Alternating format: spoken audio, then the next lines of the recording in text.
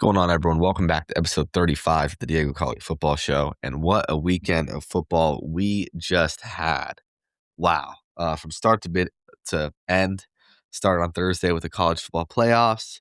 Had a little bit of a dud on Friday night. We'll get to that. And then almost every game on Saturday and Sunday was just fireworks, quite frankly, from beginning to end. Great football games. And usually, sometimes recently, Wild Card Weekend has been kind of the weekend that kind of disappoints. It's all hyped up because it's Super Wild Card Weekend. There's all these games being played, 5 games, and then they're not the most entertaining. Some have been blowouts, however it may be. But that was not the case this weekend. And we'll start with the first game that kind of most people expected to be the blowout of the weekend.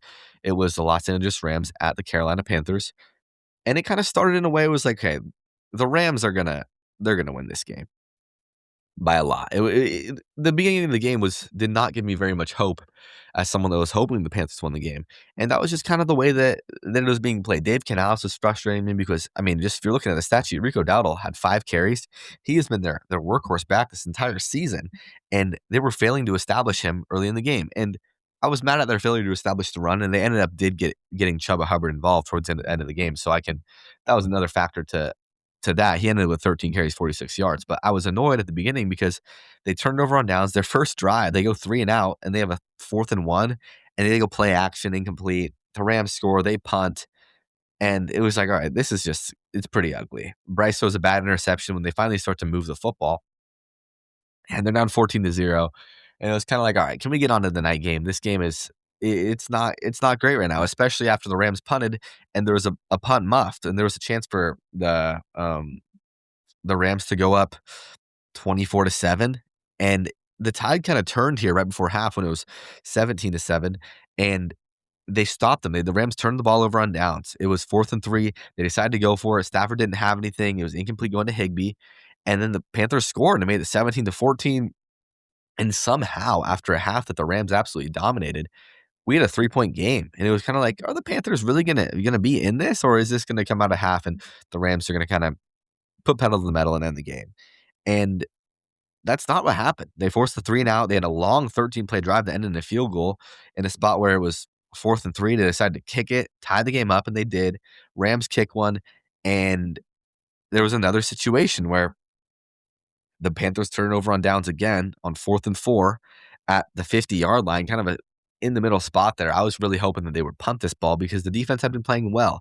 In their most recent drives, they had forced a field goal, a 3 and out, a punt before half, a turnover on downs, a punt. I mean, the Rams hadn't scored in 5 drives or scored a touchdown in 5 drives. And they went for it. They didn't get it. And Matthew Stafford throws an interception 3 plays later. Michael Jackson, who also intercepted Stafford in the regular season matchup, he flies back on an out route from Devontae Adams, who's playing the flat, comes back, makes a great agile play in the air, and the Panthers score, and they're up 4 points. And the Panthers have the lead, and it was aided by a deep dig route to Jalen Coker. He runs for 52 yards, 52-yard catch, and Jalen Coker had a monster day. I mean, 9 receptions, 134 yards. T-Mac, Ted McMillan, had 5 receptions at 81 yards, so he had a great day too, but Coker was kind of the one that outshined him and was the true number 1 in this game. It was every time they needed a big play, they were going to Coker. And then the Rams, they bounced back. It was a smooth 11-play drive. They scored to go up 3. And the Panthers punt, so it's kind of like, hey, if the Rams score here, it's kind of over. And they hold them to a punt, and they block the punt with 4 minutes to go.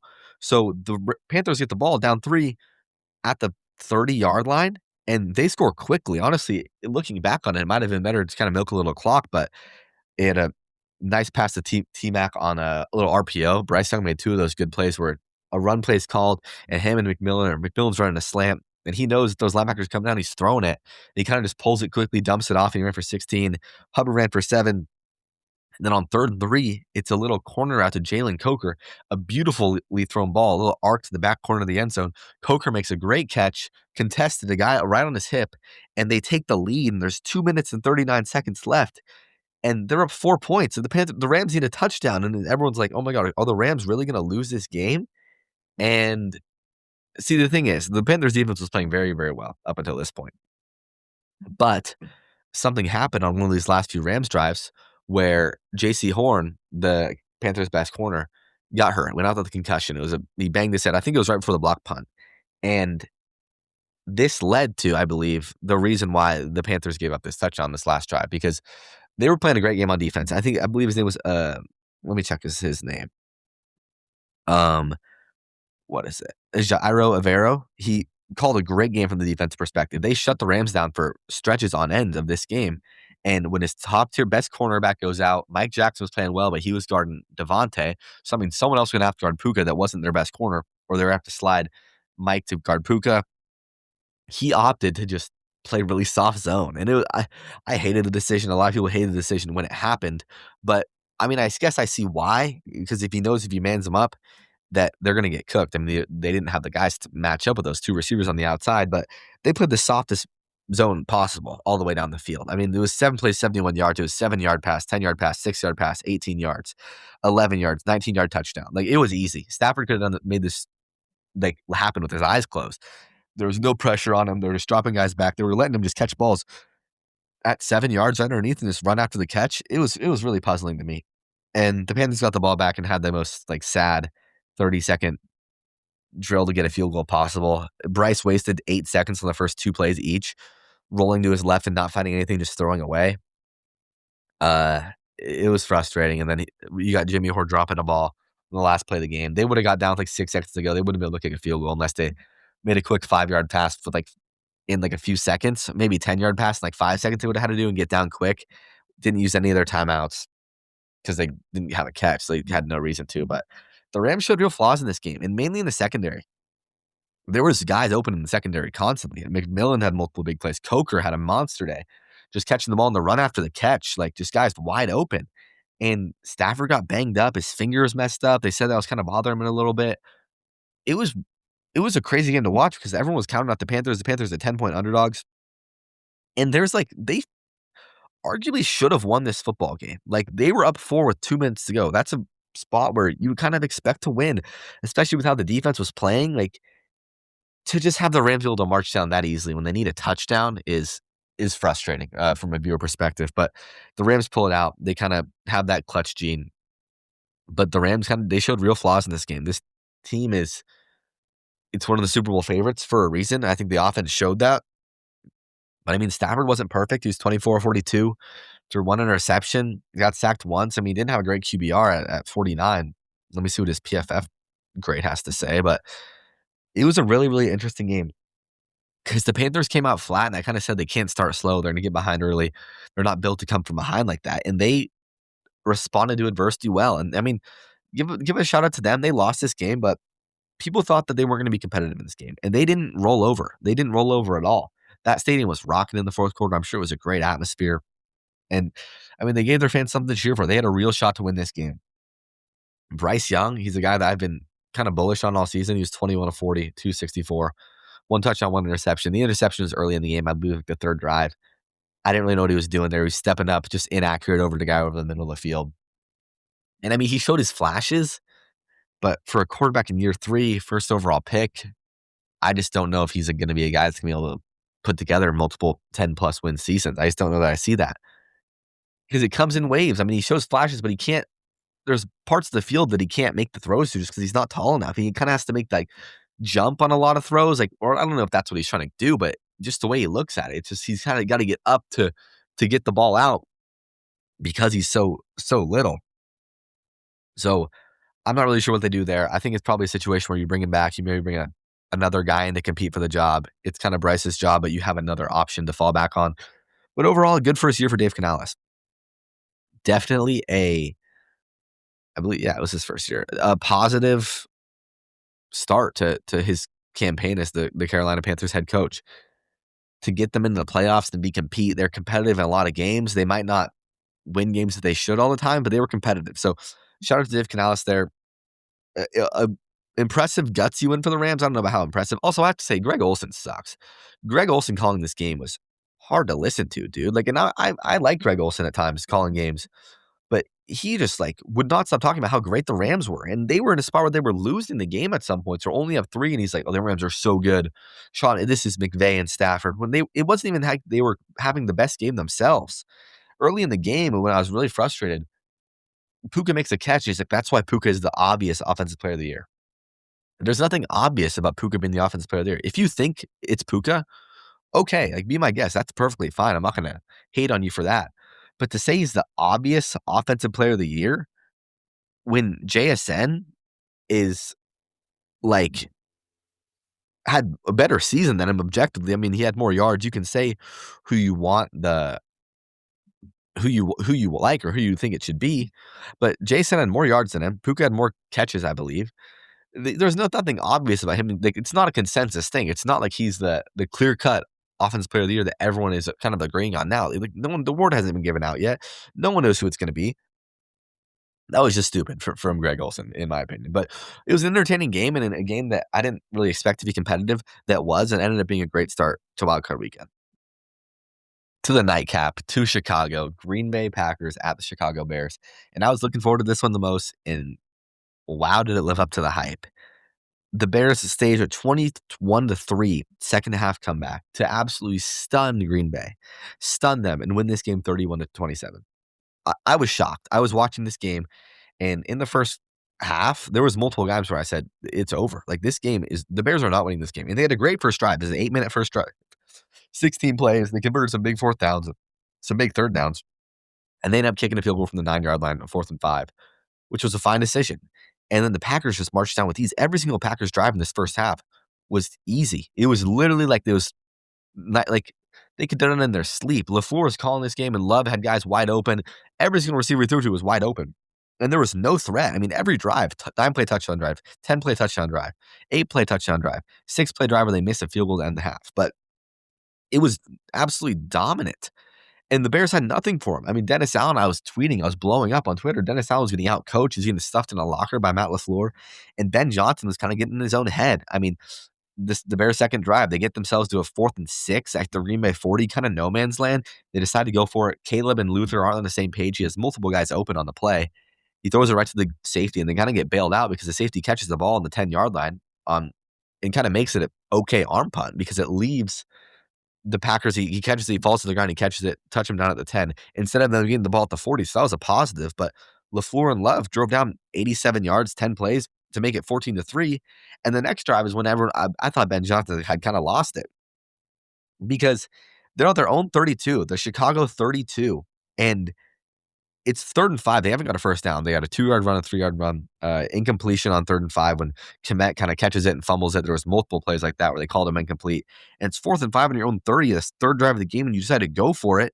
Caleb misses Luther or gets batted down, and the Packers have a 30-yard field. They score again. They end up forcing the 4th and 1, but Love just checks it down to Dobbs in the flat, wide open after they kind of dummied around for 3 plays. Jacobs got stuffed twice. And the Bears get the ball again, and after moving it to the Green Bay 43, they have 4th and 4, and they go for it again, and it's kind of a spot, kind of no man's land before half. I get it, I guess, because you think that you can stop them from moving down the field. They don't get it. Caleb misses Loveland, and thankfully, McManus misses a field goal. Ben Johnson calls his timeout. He makes the first one for 54, misses the second one. And you go into the half, and Green Bay gets the ball, and it's 21-3. And they have shown no signs of slowing down, which is why I was so shocked at how this game ended. Because I was like, this game's over. Like, the Bears have been comeback kids. And I didn't doubt that the Bears would figure it out on offense and find ways to move the ball on offense. But I didn't think that they'd be able to get consistent stops on defense. And they started with a 3-and-out. And they get the ball, and they move the ball all the way down in the Green Bay territory, and they kick a field goal because they get to 3rd and 14. They don't get it. They have to kick the field goal on 4th and 14. So it's 21-6. And if you're the Packers in this spot, you just need to you're not trying to chew clock already, but you want to make the game as, like, shrink the game, like, make it this as little drives as possible. And that's the opposite of what they did because the Bears did not capitalize on their drives. They forced the 3-and-out, and the Bears have a 9-play, 76-yard drive where it's 4th and 1. And I was pissed right when this happened because it's 3rd and 4. They do the right thing. They run the ball to shorten it. They get to 4th and 1. And instead of just handing the ball, if you're a hard-nosed football team, you've been able to they've stuffed the run to some extent, but you've been able to get a few 2 to 3 yards. And he gets cute, and he tries to go play action. DJ Moore slips. He seems to be the primary target going to the back corner of the end zone. Caleb kind of panics and just chucks it up, and it gets picked off. And all of a sudden, it's like, hey, this game should be over. It's 21-6. The Bears have had 2 drives where they've moved the ball in the Green Bay territory, and they have 3 points to show from both of them. It's not like they did anything impressive. Then, all of a sudden, the Bears are just asking, the Packers are asking the Bears to get back in the game. They're throwing the ball, a screen to the lineman, to a tackle who's fumbling the ball, and the Bears are jumping on it. They don't get it somehow. There's multiple breaks in this game that it felt like the Bears didn't get it, so that's why they weren't going to win the game. I mean, early in the first half, when Christian Watson's diving, he fumbles it in the end zone, and instead of it just getting knocked out the back of the end zone for a touchback, somehow someone gets on it. And that's when the ball went to the 1-yard line, and they got on a 4th and goal. It was just multiple breaks that Green Bay got. So they had that fumble. The Bears don't have a chance to get on it. Then luckily they force a punt, and it was a great return by Devin Duvernay. He ends up getting back up to the 37, like around the 35, where they would have got that fumble. And the Bears have a 7-play, 2-yard drive that just, like, they end up kicking a 51-yard field goal after Caleb gets sacked for 9 yards, and you're selling for a 51-yarder, and it's windy, it's cold. Cairo Santos, gutsy. That's a gutsy kick by him because it makes it 21-9. But even then, it's like, Green Bay, just get a few first downs. Let me see a 4-minute drive here. And they have a 3-and-out for negative 10 yards, and they're throwing the football. I have a stat here that was just appalling to me. In a spot where Matt LaFleur, they just need to get some first downs, like slow the game down. Their first 4 drives of the second half took only 6 minutes off the clock. 6 minutes. They were barely even on the field. And that was insane to me because they have this drive. It's a 51-second drive when it's 21-9. And the Bears get the ball back, 7 plays, 66 yards, 2-minute 30. This is when the Caleb really starts to turn it on. And he's hitting Loveland. Loveland was absolutely massive in this game. Like, he has emerged as a real monster and Caleb's favorite target over the last few weeks. 8 receptions, 137 yards. DJ Moore was 6 for 64. Rome was 2 for 44. Didn't really see many targets in his first game back, but he hadn't played in a while, so I'm not really blaming it on him. But after this touchdown drive from the Bears, when it's 21-16, the Packers seemingly put the game away. They have a good drive. 6 plays, 54 yards. They overcome 1st and 20, but to start the drive, which kind of put them in a hole. And it was like, are they really going to go 3-and-out again? No. They overcome it. And Matthew Golden makes probably the best play of his career so far, catching a screen pass, breaking multiple tackles, and scoring to make it a 11-point game. McManus misses the extra point, which will end up being crucial, but they make it an 11-point game. At this point, there's 6 minutes to go. The Bears are down 11 points. And Caleb does Caleb Williams things. They get to 4th and 8. And this was the best play he's made probably of his career. This is for the game. If you don't get this 4th and 8 with 5 minutes to go, you have 3 timeouts. You're not going to get the ball back with enough time for 2 possessions. He gets hit, rolls out to his left, is not in the air when he releases this ball. He has to flip his hips, throw kind of across his body, just flick the ball out there. Falling to the ground, the guy hits his legs, delivers to Rome Odunze. He's literally making the Jumpman logo in the air, flicks his wrist, like complete body perpendicular to the line of scrimmage, and completes the pass for the first down. Absolutely insane. 27-yard pass that was. That literally saved their season because after that, they get to 3rd and 10. He delivers short to Monunga. Monunga makes the run after catch down to the 8-yard line, finds Zacchaeus, gets the 2-point conversion to Loveland, and all of a sudden it's a 3-point game. And on this next drive, the Bears have 3 timeouts left. Let me set the scene. They have 3 timeouts left. There's 4 minutes to go. So with this much time left, if the Packers get some first downs, it's okay. They're just going to have to use their timeouts eventually. And I thought the way Ben Johnson used his timeouts was fantastic. Also want to shout out Dennis Allen. Dennis Allen, after he got stuffed in the locker in the first half, rebounded and stuffed Matt LaFleur in a locker. Because on this last drive, they were targeting Kyler Gordon. Kyler Gordon is his first game back. You could tell he was a little rusty out there. They were going after him every time the Bears manned up. And the Bears literally were manning up and bringing pressure every play on this drive because they knew if the Packers want to get a first down, they can complete it. Make them take these man-beating shots down the field to deliver this. You can't throw slants on man coverage. You can't throw these curls where there's finding and sitting a zone for a few yards on man coverage. You have to run these man beaters. You have to run a deep route. You have to run a deep out. You have to run a crossing route. You have to run a slot fade. And that's what they did. So they got to 2nd and 8, and he threw a deep slot fade to the right side of Romeo Doubs to the sideline, and he ran out of bounds. That's 1 first down, but he runs out of bounds, so it stops the clock. Doesn't allow that, saves 40 seconds and doesn't allow the Bears to need him to use a timeout. They run the ball. Chicago uses their first timeout. So at this point, there's 3 minutes, 15 seconds to go. The Bears have 2 timeouts. Then they complete the pass for a first down. I believe it was an out route to Matthew Golden. He beats Kyler Gordon, but he's shoved out of bounds. So there's 3 minutes, 10 seconds left. They still have the 2 timeouts. If he goes down in bounds, the clock goes down to 2:30. Maybe they use the timeout there, but they didn't have to. Then they run the ball. Chicago uses timeout too. Then they decide to throw it deep, incomplete, timeout, and Green Bay uses the timeout. Then they take a delay game out of the timeout. I don't know how you take a delay game out of a timeout if you're the Green Bay Packers. It doesn't make any sense to me. So that makes it 3rd and 15. And instead of, trying to keep the ball in bounds, making them use a timeout, whatever, settling, it's 3rd and 15. They decide to take a deep shot down the sideline to Romeo Doubs, and it's incomplete. It just doesn't make any sense at all to me. No sense to me. And then McManus pushes a 44-yard field goal to make it a 3-point game. The Bears only need a field goal to tie the football game. On this 8-play drive, they only used 1 minute and 30 seconds and allowed the Bears to keep 1 timeout. And they threw the ball 5 times out of their 8 plays. And their only 2 first downs, they went out of bounds. So the clock management here was horrible. And the defensive mindset was so smart by Dennis Allen. And Matt LaFleur, I think once you get in the field goal range, I get you're trying to end the game. But at some point, I think you just have to just hand the ball off, and let your defense win you the game, which they had done pretty well, to be honest. The Bears get the ball back, and Caleb Williams he does it again. He misses Loveland on the first play.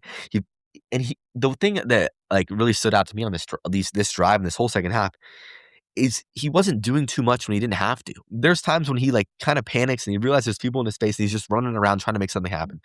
This second down play, he just takes 1 step, throws it to Loveland on a curl, and Loveland does the rest. They have the athletes to do this on the yards after the catch. The next play, they hand the ball off smartly before the 2-minute warning, make it 2nd and 4. He then misses DJ Moore, and it's 3rd and 4. And it's all right. You got to do something here. What are we going to do? Are they going to bring pressure? And Caleb, without even thinking, this was one of the most impressive plays, and it wasn't even anything crazy. He sees it's man, and he takes 1 step and just dumps it to DeAndre Swift in the flat. And that just showed me so much maturity. He's like, I know what I have to do. I'm getting the ball to my guy. Swift catches it at 4 yards, gets the first down, and runs for 20 yards and puts them down to the 25. And then Johnson calls the fake screen and go. He hits DJ Moore. The place is erupting. They get the extra point. They're up 4 points. And because of that missed extra point, the Packers are down 4. And they need a touchdown to win the game. And to be honest, I didn't know how I felt because the Packers moved the ball down the field. It felt so easily. After they converted that 4th and 7 to Golden, they got into Bears territory very, very quickly. They found Jayden Reed over the middle. Jayden Reed dropped a really, really important ball that he would have been able to run for a long time. They were manning up. He was on Kyler Gordon again. And kind of just the end sequencing, they have a false start. Love is just he's kind of just rattled. And this is a spot in the game when, if you're Green Bay, you don't have that number 1 go-to guy, which sometimes you just need to have a guy to go to when you're not in rhythm and when you can't really seem to get anything going. That was the theme of this whole second half to me. They didn't have a guy that they could say, we're going to throw it to you. You're going to win right here, and we're going to get you the ball. They don't have that. They have a lot of good number 2 and 3 receivers. Them not having Tucker Kraft is massive because he had kind of emerged in that role, but they didn't have it. And they dropped the snap in the last play. It's an absolute disaster. And the Chicago Bears, the comeback kids, win again and advance to the NFC Championship. Well, they'll host a game in the divisional round against the Rams next week. It was special. It was an absolute scene to watch. I loved watching it. And it was an absolute choke job from Green Bay. Just kind of the coaching decision in the second half to blow that game. Because no matter what the Bears did on offense, there should have been no way that the Packers lost that game. And not to mention, especially when you look at what the Bears did in their first 3 drives. It's not like they were super clinical to start scoring, and making it tied at the start of the quarter. No, they had a field goal, they threw a pick, and they had another field goal. It was 21-9 to start the 4th quarter. And just your inability to get 1 or 2 first downs a drive, and you probably win that football game. But LaFleur, I don't know if he's trying to outthink himself or if he's just he wants the dagger every single drive. But he won't just they were in shotgun a majority of the half to the second half. They weren't trying to milk the clock and kind of eat away at it. Josh Jacobs had a pretty successful first half. From just the eye test, he only ended up with 19 carries, 55 yards, but there was runs to be there or quick little screens to be there. And they just completely were going to drop Love back like the first half and just think it's going to be the same thing. After the first drive, I think you just have to say, hey, let's hand the ball off a little bit. Let's get ourselves to a 3rd and 3, 3rd and 4, 3rd and manageable. Or let's run it 3 times in a row and see if we can get 10 yards. This isn't an insanely studly Bears defense. You can move these guys. And LaFleur just gets in his own head and thinks, we're going to drop it back. We're going to do what we did in this first half. And it just doesn't work. And it was an absolute collapse. There was rumblings. Is he going to be done? I could have seen it, but There's just not a really enticing candidate out there right now, I don't think, if you're Green Bay. He's still one of the best offensive minds in the sport. Kinda like Shanahan, he has a lot to overcome in big games, but this was a collapse, and this, I think, has to trigger some conversations in the offseason. They need to figure out these holes on offense and fill them, because this is an unacceptable loss for the Packers, who have now lost 3 of their last 4 games to the Bears. That's an unacceptable standard, for the Green Bay Packers and for Green Bay Packers fans. They do not like that, because they have statistically owned the Bears since the year 2000, and Caleb Williams has come in and instantly changed that. So what a win for the Bears. What a crushing loss for Green Bay. To Sunday morning, we had the Buffalo Bills going to Jacksonville, take on the Jacksonville Jaguars. And this was kind of the game that tells the story of playoff football, in my opinion, because the Jaguars were the better team. I don't think that that's, I mean, it's somewhat debatable, I guess, but I think they were the better team. And I think a lot of people would agree with you when you say that. 13-4, won their division. But the Bills had Josh Allen, and the Bills had a guy that has been in these moments before and knows how to win these big games. And the Jaguars, quite frankly, and Trevor Lawrence have a guy that has a guy that has the talent, but he hasn't proven it in these big spots yet. I mean, he made 2 critical mistakes in this game. That first interception in the first half, I don't know what he was doing there, and then he throws the interception to end the game. That it's a good play by the DB, but the guy's covered, and that's a spot where you only need a field goal. You have a great kicker. You have a minute left. And you throw a pick on the first play of a drive when you're trying to win the game. That was what this game told me. Josh Allen is built for these moments, and Josh Allen took a beating in this game, man. He took a beating. There was he hits his hand on a guy's helmet throwing the ball. He scores that rushing touchdown in the first half, and his knee, that's how your knee looks when you tear your ACL or you hyperextend your knee. And he was clearly banged up, went to the sideline, said he was fine. The grit that he showed in that game was crazy. He was taking hit after hit. Let me see how many times he was pressured, because it felt like so many times the Jaguars just had guys in his face, and he was doing what he could with it. I mean, he's only pressured 18 times, only sacked once. Well, the most important play of the game was on that last drive of the game when they're down 4 points going into it. There's 4 minutes to go, and it's 1st and 10, and they have a guy coming completely untouched, and Josh sees the guy is in his face. He can't really step into it. Sees that Brandon Cooks has beat his man on the left sideline, just flicks his wrist out there to get into him with a 35-yard pass. And he's doing this look at this receiver. I mean, Brandon Cooks was the second leading receiver. Khalil Shakir catches 12 balls for 82 yards. Brandon Cooks 3 for 58. Keon Coleman caught a ball. I mean, Frank Gore Jr. caught a pass in this game, number 20. James Cook had 2 catches, 5 yards.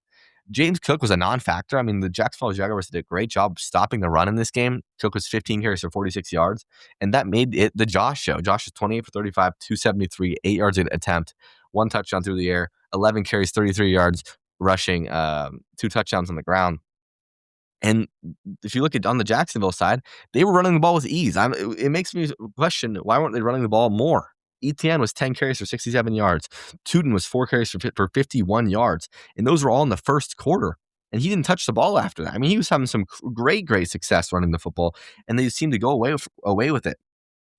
That makes me question Liam Cohen a bit at times. I thought kind of the deciding sequence of this game was in that second quarter when Bills fumble the kick return, and the Jaguars are up 7-3. They have a chance to go up 10-3, 14-3, and they turn the ball over on downs on 4th and 2. Lawrence runs a little quarterback keeper to the left side, and he's diving for it, but he kind of slips, and his shin barely touches the ground, and they mark him just short. And then the Bills go down and take the lead, and it was a back and forth game ever since then. It was a great football game. This is the epitome of playoff football. It's one team that isn't quite built for the moment, the more rounded team, but the Bills had Josh Allen, and that's just the deciding factor in this game to me. Is every time I'd watch it, when Josh Allen stepped on that field and they were losing in the fourth quarter or the third quarter in the second half of that game, I had confidence he was going to make any play that he needed to win the football game. And that's exactly what he did. Last 2 drives, a 9-play, 65-yard touchdown drive, and 9-play, 66-yard touchdown drive to clinch the game. And I got to give a shout out to the Bills defense. It's obviously been kind of the weakness of the team, but they gave up. They're not a great against the run, and they gave up rushing yards, but they found ways to get stops, and that's exactly what you need to do. It doesn't always have to be pretty, but they found ways to force turnovers. That first half turnover of Lawrence was huge, and then they found a way to ice the football game. Because I can't lie, with the Bills defense on the other side, Lawrence had been playing pretty decent. His last 2 drives have been touchdown drives in the fourth quarter. He had a field goal drive in the third quarter. I thought that there was a over 60% chance that the Jags went down and at least tied that game, and they got to stop in the first play of the drive. So huge shout out to the Bills. They They get it done. They move on, and they're going to play Denver. To the afternoon, the Niners versus the Eagles. And I was right about this one. A lot of people were wrong. A lot of people were acting super shocked, super surprised. I said that the Niners were going to win this football game. The Eagles did not impress me. The Eagles have not impressed me once this entire season, and that carried on today. The Eagles defense is great, yes, but the Eagles defense, I said, was not as good as the Seahawks defense, and that proved on the first drive of the game. Demarcus Robinson goes, well, it was like 70 yards, a 61-yard pass in the second play from scrimmage, and then he punches it in from the touchdown. 3 plays later on a slant in the back of the end zone. This was a Demarcus Robinson legacy game. Demarcus Robinson, 6 receptions, 111 yards. Christian McCaffrey, 6 for 66. Kyle Juszczyk, 4 for 49. They needed all this contribution from a wide receiver core that lost George Kittle. Sucks to hear about the news about George Kittle, the torn Achilles. I mean, obviously, he's a 49er. Don't like any of them, but he plays the game the right way. He seems like a great guy, like stand-up guy. And for him at age 33 to deal with that injury is brutal. But the Niners picked him up. The Niners absolutely picked him up, and they overcame some turnovers. They lost the turnover battle by 2 in this game. Brock Purdy had 2 horrendous interceptions, 2 interceptions on plays with he's going over the middle. There's no zip on these throws. And he just floats one, and Quinyon Mitchell makes 2 great plays. But they overcame it both times. And that shows you how good that their defense played. They had Eric Kendricks starting at middle linebacker. And Eric Kendricks played a hell of a game. I will say he played a hell of a football game. He had double-digit tackles. They got, who was their other linebacker? I'm trying to find it right now. Garrett Wallow. Never heard of him in my life. He's out there making 8 tackles. I mean, they're putting guys in spots, and that just goes to show the coaching of Robert Saleh. That's why I think he's going to get a head coaching job this offseason. I think he deserves one. It's because what he's able to do without the personnel that he has out there. They found ways to disrupt the Eagles, and that was while only getting 10 pressures this entire game, 1 sack on Jalen Hurts. And I think that also speaks to the ineptitude of the Eagles offense. Jalen Hurts is 20 for 35, 168 yards, 1 touchdown. They ran the ball well, too. Saquon Barkley is 26 for 106. I mean, 4 yards an attempt, over 100 yards rushing. He hasn't done that much this season.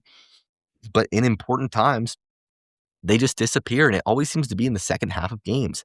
They're winning at half over the Niners. They're winning, and they get the ball, and they punt. They get an interception, and they punt again.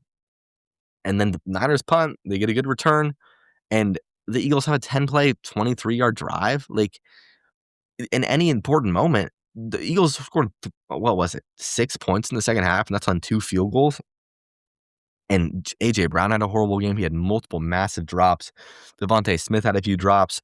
They just were never on the same page. And then you see it, the last play of the game, they run 4 verticals. 4 verticals, the Madden play that everyone knows how to run.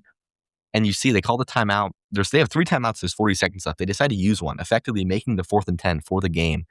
And you see Sirianni and Hurts. Patula's telling what he wants to run, and Sirianni doesn't look very confident in the play call. Hurts doesn't look very confident in the play call.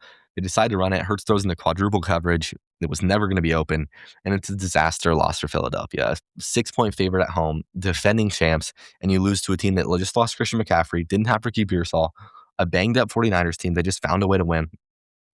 And I talked about it last week, my reason that they're going to win the game. They have Kyle Shanahan. Kyle Shanahan wasn't going to go 2 weeks in a row putting up a bad offensive performance. No matter what weapons he has, he was going to find a way to scheme up some options.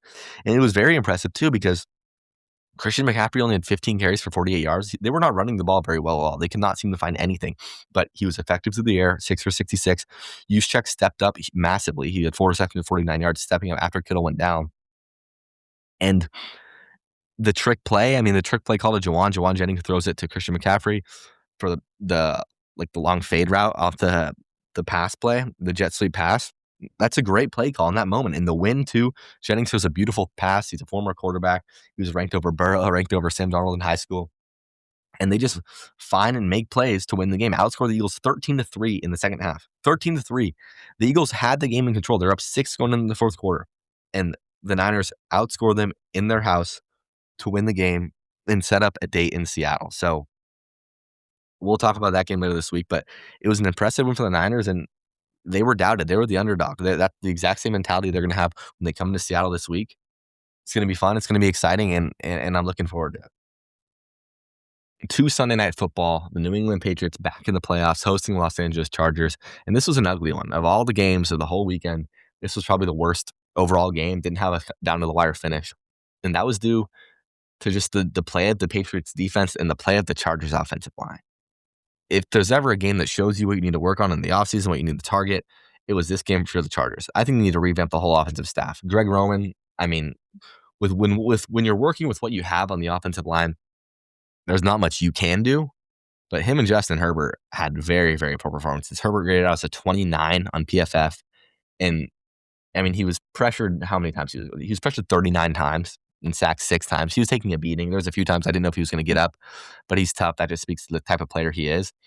But it was ugly. It was an ugly, ugly watch every time the Chargers took the field. And I mean, looking back on the film this morning, Herbert had some guys open. Like there was a few times during the game he could have taken a shot deep and he kind of decides to tuck it.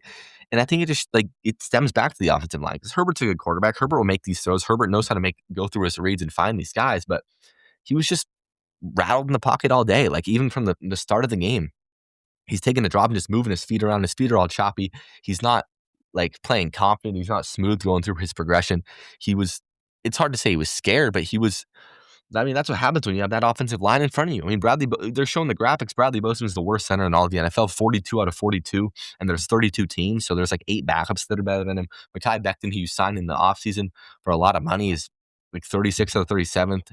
And it's not all their fault because they have 2 tackles who they're paying big money to in Slater and Joe Alt that were out for the entire season, but the interior play is horrible, and that's where a lot of the pressure is coming from. And there was just never any way they were going to be able to get anything going. Omarion Hampton was out for this game practically. I mean, they said he was going to go, and then he plays like 3 snaps in the first few drives and doesn't play the rest of the game. He had 1 carry for -1 yards. Herbert was their leading rusher of 10 for 57. That tells you all you need to know. I mean, he's chucking it down and scrambling whenever he can. Kamani Vidal, 11 for 31, like no semblance of a rushing game. The receivers, all of them, like no one stood out. Ladd, 3 for 32. Keenan Allen had a horrible game, multiple big drops. He was 3 receptions for 25 yards. Kamani Vidal, 2 for 20. Trey Harris, 2 for 20. Quentin Johnson, 3 for 20. They couldn't quite hit that big deep shot. It was rough. And on the Patriots side, the Chargers defense did a good job of holding the Patriots down. That contributed a little bit to Drake May having some inaccuracies. He didn't play his best game, but they pressured him 19 times and sacked him 5 times, forced an interception too early in the game. And this was a 6-3 game at half. Like this was anyone's football game. And even going into the fourth quarter, I mean, it's 9-3. The Chargers punt twice, but the Patriots fumbled. They have chances to get into this game, and they just couldn't really get any sort of drive going. And the Patriots ice it with the Hunter Henry passing touchdown at the end of the game. If you're the Patriots, I mean, obviously a rough defensive performance, but it's a win in the playoffs, and it's your first win in this new kind of era. It's Drake May's first playoff win. It's Vrabel's first win as the coach of the Patriots. It's the first win for a lot of these guys in the playoffs, these young guys on this team. So I don't think you take too much of this. Your defense played well. You pressured Herbert. For the Chargers, man, this tells you what you need to do going into the offseason. You need to find guys in your interior O-line, and I think you need clear staff on the offensive side. Greg Roman has proved time and time again he is not an NFL coordinator on a contending football team. And it's going to be interesting because Jesse Minter, the Chargers defensive coordinator, is a hot commodity. I bet he gets a head coaching job somewhere else. So you're probably going to have to replace a whole new staff on both sides of the ball. It's going to be interesting to see how Jim Harbaugh navigates that. But the questions are there, and you have to do this for your franchise quarterback. Justin Herbert, he can't keep taking these beatings every single game, every single season. They need to protect him and fill everything else around that. Every draft pick, interior O-line. They need to look what the Bears did last season and spend money in the offseason on your interior offensive line. You have the tackles there. They're both coming off. I mean, they were out for the entire season. They're injured. You have the corner pieces. You need to bulk up the interior going into the next season because you have a franchise quarterback and you can't waste these moments and you can't disgruntle him enough to where he's like, I don't want to be here anymore. I'm going to pull an Andrew Luck and retire, or I'm going to request a trade. So an ugly game, a brutal watch, kind of a down end of the weekend in a game that was just kind of just dead, and like someone do something, someone make a play, someone make an explosive play. And it finally came in the fourth quarter with the Patriots. So big win for the Pats. They're moving on, and a too typical ending of the season for the Los Angeles Chargers. How many times have we seen this one before? So Monday night, this game just wrapped up, and a pretty down end to wildcard weekend. The Pittsburgh Steelers get embarrassed on their home field. They lose 30-6 to the Texans. And unfortunately, this was a game that, as I'm watching Rodgers walk off the field, all the press is around him. Don't know if it's going to be his last game or not. This game was closer than the score told you, but it shouldn't have been. It shouldn't have been, and it should have been. the Steelers were given many, many opportunities at the start of the game to stay in it and to compete, and they did not. CJ Stroud was doing all he could to let the Steelers in this game, and they could not capitalize. Their opening drive ends in a punt. DK Metcalf has a brutal drop on one of the next few drives, the third drive. Their second drive, they get a field goal. They get down to the 14-yard line. It's 4th and 3. They decide to go for it, or they decide to kick in. They take 3. CJ Stroud has his first fumble of the night. So at this point, you're up 3-0, and he fumbles it at midfield. They make a great play, and you can make something happen, and that's when the Metcalf drop happens. That would have been a big play. That's going to be a play that's going to be forgotten. Well, they lose by 24, so I don't know if it would have changed much, but that could have put them in the field goal range, potentially put them up 6. Then the Texans score. They have a pretty dominating drive to go up 7-3. You punt. Stroud has another fumble, his second fumble of the game. The Steelers get it on their Texans 21, and they end in a 8-play, 4-yard drive that ends in 3. And you kick a field goal on 4th and goal. You get to 4th and goal, or you get to 1st and goal, and 1-yard run incompletion. Rodgers takes a sack. You kick a field goal. You go into halftime and you're only down 1 point. And Stroud throws an interception on the first drive of the half when they're driving, again, about to score a touchdown. He throws an interception on the 15-yard line. And the Steelers didn't do anything from that on out. 8-play punt drive, 4-play punt drive, 4-play punt drive, 6-play punt. And then Rodgers throws a pick 6 on what could be the last play of his actual career. But yeah, it was the story of the day was just the Texans defense. I mean, Stroud did all he could to kind of lose in the game. He played pretty horrible, but he made some important throws and it mattered, especially in that second half. He had a big play on 3rd and 15, I believe it was, to Christian Kirk, went for 8 for 144 with Nico Collins leaving with a concussion, and it looked like a pretty bad one. So I don't know if he's going to be back next week. So Christian Kirk stepping up was massive for them. And yeah, I'm looking at the run game for Pittsburgh. 12 carries, 43 yards for Jaylen Warren. Kenneth Gainwell 6 for 20. And that's aided by a 14-yarder at the end of the game when the game's out of reach. DK Metcalf had 2 catches on his first 2 drives.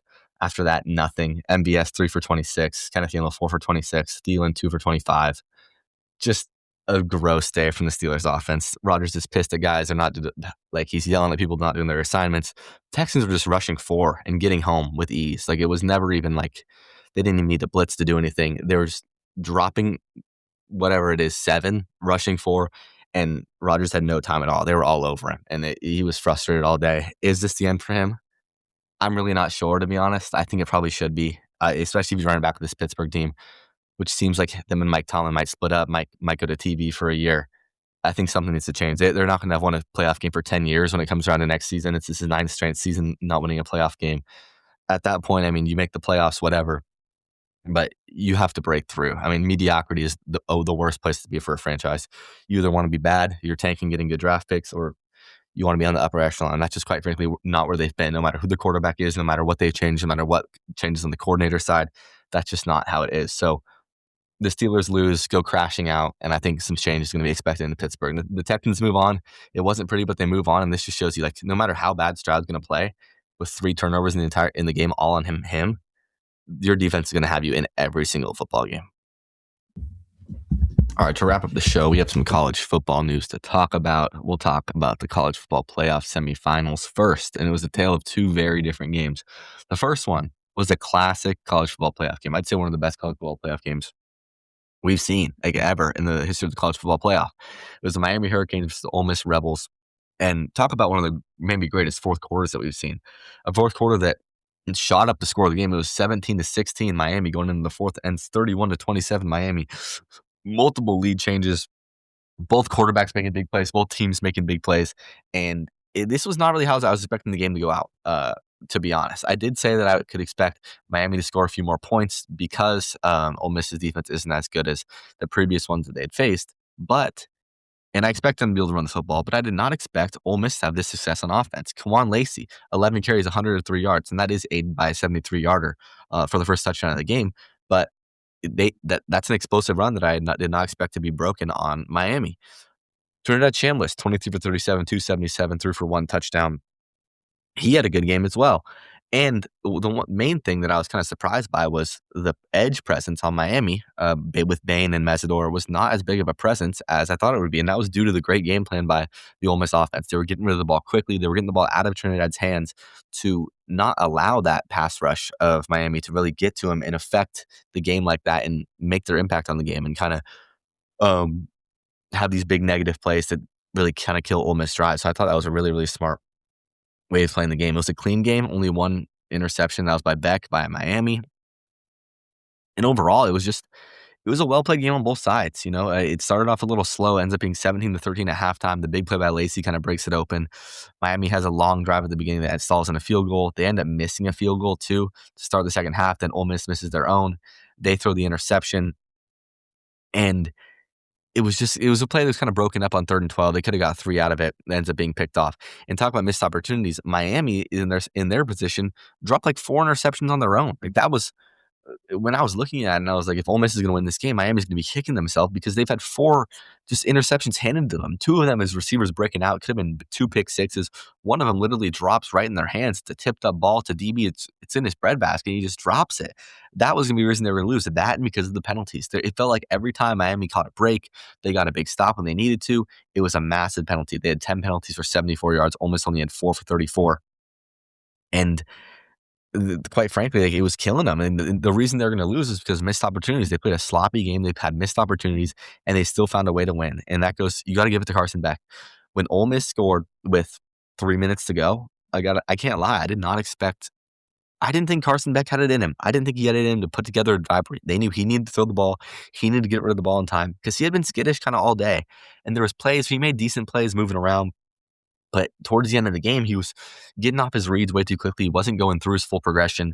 He was moving his feet way too much. He didn't have calm feet. And that led to some misfires. He had a few plays where he had guys open downfield and he just kind of short arms the throw and misses by 10 to 20 yards.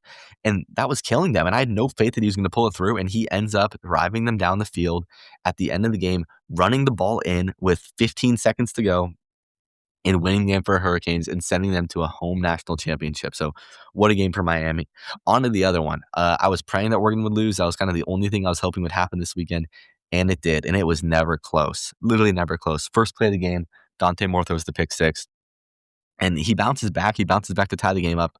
From then on, I mean, Indiana had him in a blender. Indiana scores. Mendoza scores. Mendoza, again, such an efficient game. This is like similar to the Alabama box score. 17 of 20, 177 yards, 5 touchdowns. Like he just had his way. He finds guys open. He finds Surratt for big plays on big third downs. Becker's a huge big play threat. It seems like every game he has a big bomb for a touchdown. 2 receptions, 48 yards, and a touchdown for him. It wasn't even the most explosive, crazy thing. They ran the ball well. Black had 12 for 63. Hemby had 17 for 53. Kobe Martin had 4 for 42. Mendoza had 6 for 28. They ran for 40 times for 185 yards. It was consistent on the ground.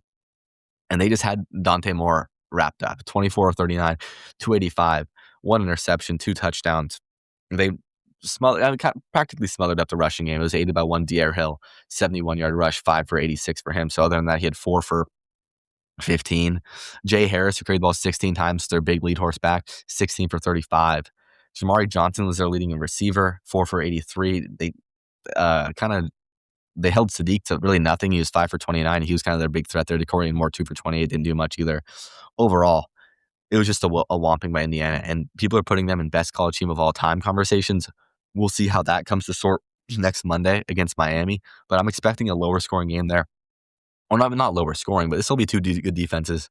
And no matter how good Indiana is, I just don't see Miami getting blown out. I mean, we'll see if I eat my words on that. But Miami doesn't just seem to me like the team that has the makeup to get blown out. They seem like they'll fight in it. And we'll see how long they can hold on to. That spreads about 8.5 right now, which is high for a national championship, similar to last year though. So I'm looking forward to that game. And on the last front, I got to talk about Demond. Demond Williams announces, I believe it was during the first semifinal, that he's going to be returning to UW, practically forced to.